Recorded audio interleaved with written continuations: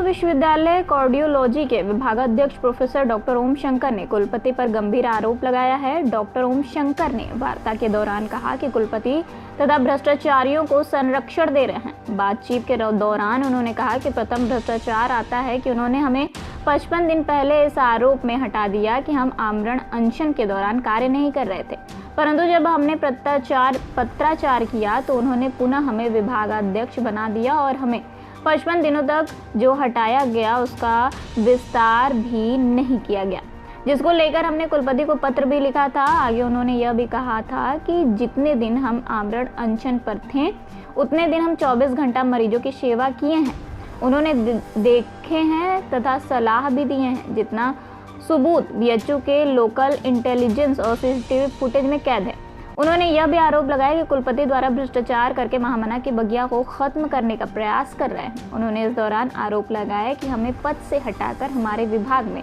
4 भर्तियां निकाली गई और अब कुलपति द्वारा अपने मनपसंद कैंडिडेट को हमें पद से हटाने के बाद पुनः उसकी भर्तियां करना सुनिश्चित किया गया है, जिसका हमारे पास प्रूफ है। कुलपति के हिसाब से हमारा कार्यकाल आज खत्म हो रहा है, परंतु हमें अभी 55 दिन का कार्य विस्तार मिलना चाहिए।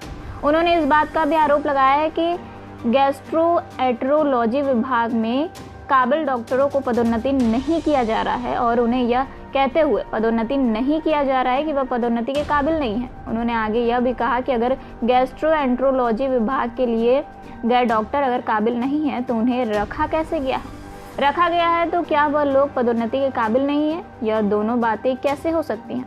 आगे उन्होंने यह भी कहा कि अगर हमारे विभाग में भर्तियां की गई हैं तो हम आमरण अनशन या धरना प्रदर्शन को बाध्य होंगे, जिसकी पूर्ण जिम्मेदारी कुलपति की होगी। प्रोफेसर डॉक्टर ओम शंकर ने कहा कि यह सब जो बातें हम कह रहे हैं उसका हमारे पास प्रूफ है और जितने भी आरोप लगाए गए हैं सभी का हमने सब पत्र लिखकर कुलपति को भेजा है। उन्होंने वार्ता के दौरान यह भी कहा कि अगर हमारी बातें नहीं मानी गई और भ्रष्टाचार होता रहा तो हम इसकी शिकायत राष्ट्रपति से भी करेंगे और अगर वहां से भी न्याय नहीं मिला तो हम अदालत का दरवाजा खटखटाएंगे।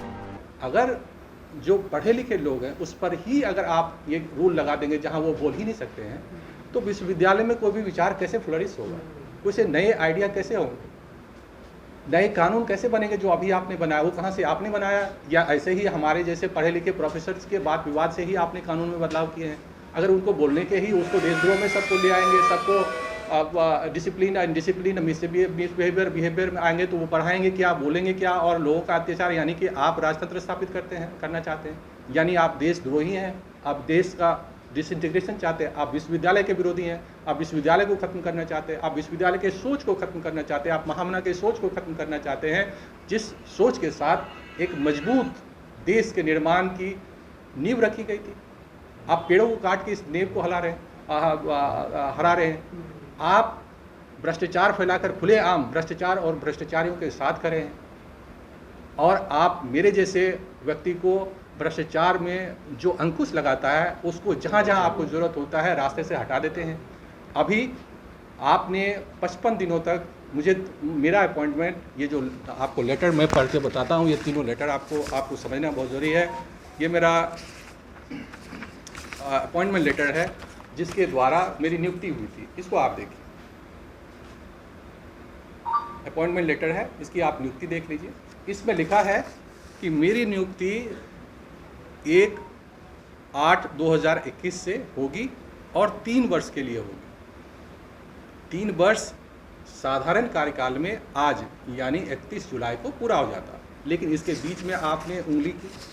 वो क्या किया आपने? 24 मई 2024, ये दूसरा लेटर है आपका, जब आपने मुझे गलत तथ्यों के आधार पर ये कह के कि मैं उपलब्ध नहीं हूँ, जबकि इसी रूम में मैं 24 घंटा उपलब्ध था। मेरी ड्यूटी तो 8 घंटे की होती है। मैं मरीज को भी देख रहा था और कार्य भी कर रहे थे, जो रिकॉर्डेड हैं, मेरे जितने भी ऑफिशियल रिकॉर्ड हैं सब में रिकॉर्डेड हैं। इसके बाद आपने मुझे हटा दिया। तो आपने हटाया, मैं छुट्टी पर नहीं गया था, जिसके लिए मैं कह रहा हूँ कि मुझे एक्सटेंड कर दीजिए। और जब किसी का आपका ये रूल तब अप्लाई होगा जैसे मेरी नियुक्ति किसी उम्र के साथ होती है। जैसे मैं जो सर्विस में आया हूँ तो 60 साल या 65 साल में कोई आदमी का जो रिटायरमेंट होता है, ये रिटायरमेंट की बात नहीं है, अपॉइंटमेंट है एक खास समय के लिए, और उस समय के पूरा होते बगैर यहाँ एज का लिमिटेशन नहीं है।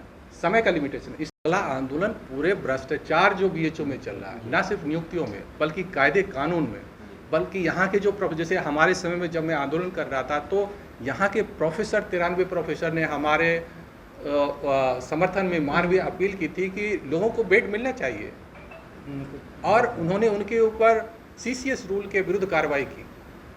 लेकिन CCS rule Banaras Hindu university या किसी भी सेंट्रल यूनिवर्सिटी पे लागू ही नहीं होता, ये मैं नहीं कह रहा हूँ, ये इलाहाबाद हाईकोर्ट का जजमेंट कह रहा है। Doctor Suchitra versus union of India के केस में, ये केस नंबर भी मैं आपको बताता हूँ, वो कोई लिए थे, दिए क्या? हाँ हाँ, ये नीचे में लिखा है,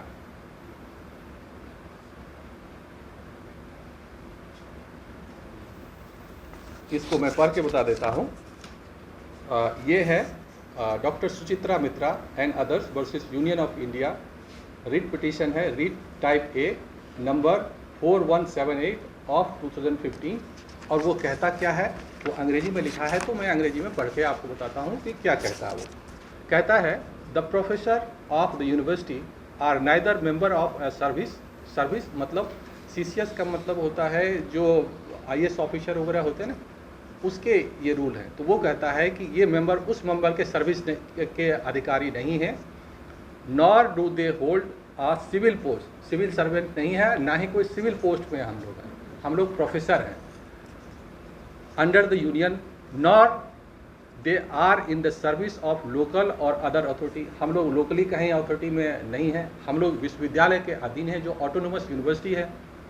CCA rules would therefore have no application to the central university। कहता है इसलिए ये जो CCS रूल आप लगा रहे हैं ये किसी भी यूनिवर्सिटी पर लागू नहीं होगा, यूनिवर्सिटी प्रोफेसर सेंट्रल यूनिवर्सिटी पे लागू नहीं होगा। जब ये इलाहाबाद माननीय इलाहाबाद हाईकोर्ट का निर्णय है तो क्या ये कानून से बड़े हो गए हैं?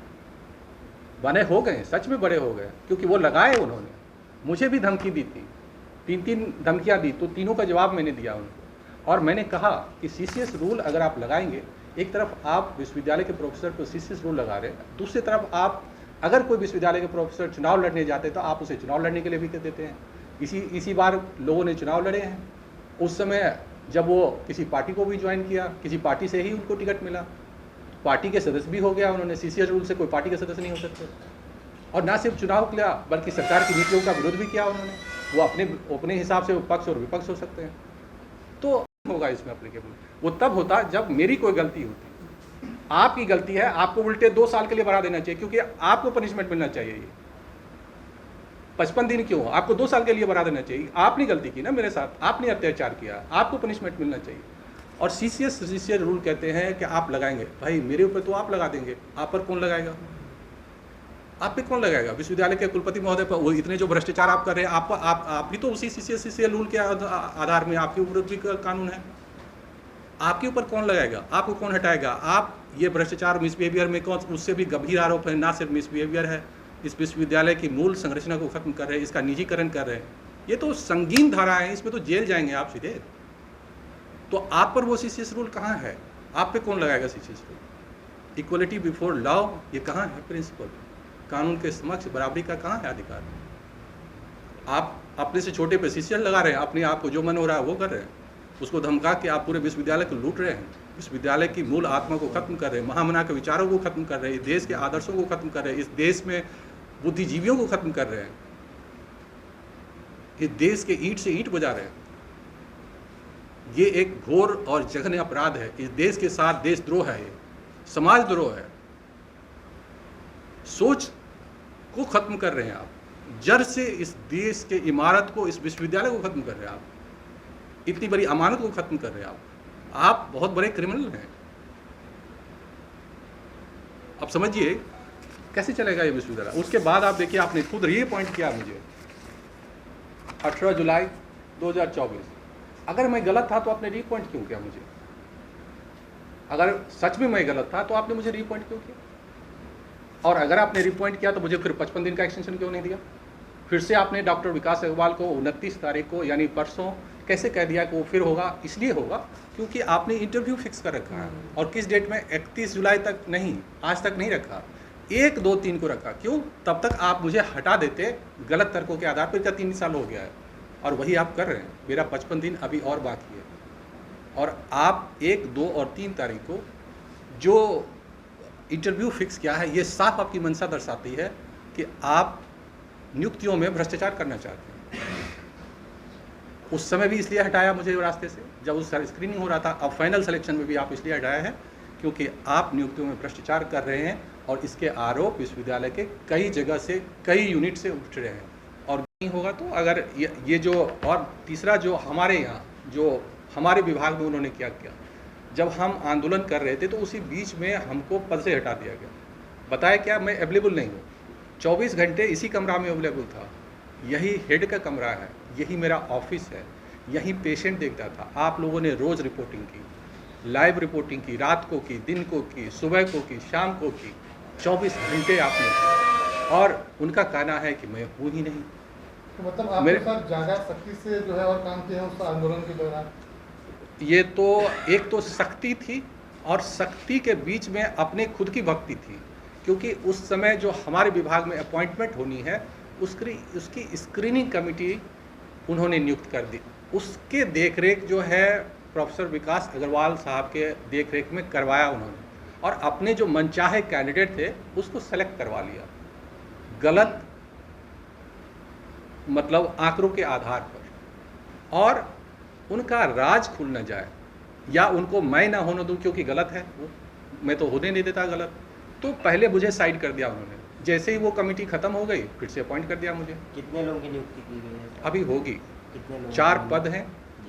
कई अपॉइंट, बहुत सारे एप्लीकेंट हैं हमारे विभाग में। 4 पद हैं और इंटरनल प्रमोशन भी हैं। तो इसके लिए ही आपने वार्ता बुलाई है? क्या प्रमुख विषय क्या है आपका? देखिए, प्रमुख विषय ये है कि महामना की ये बगिया जो आज से 100 साल से ज़्यादा समय पहले स्थापित की गई थी, आज उसके मूल्य और उनका एग्जिस्टेंस खतरे में है।